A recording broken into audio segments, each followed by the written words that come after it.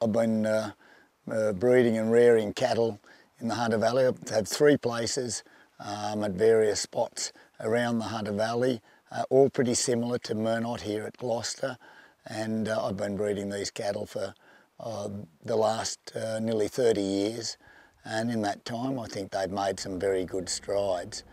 We aim most of the offspring at the young cattle market.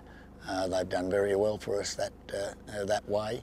We also offer a large number of cattle per year that are pregnancy tested in calf and ready to calf. So the hard work is done with those cattle. Now they're all Angus or Angus cross heifers usually, although I can source other cattle if people are interested in other breeds or other specifications for them.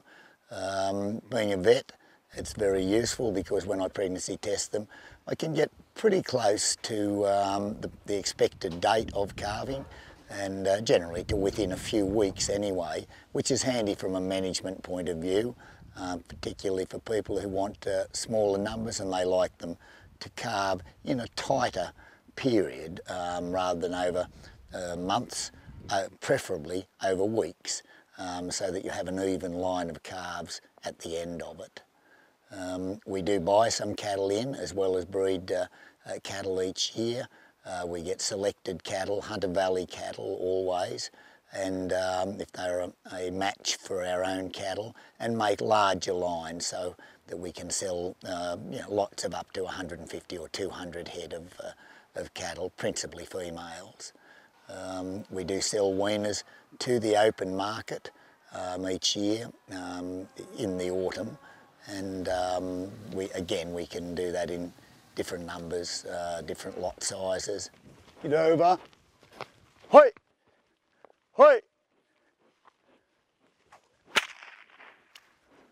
Yeah.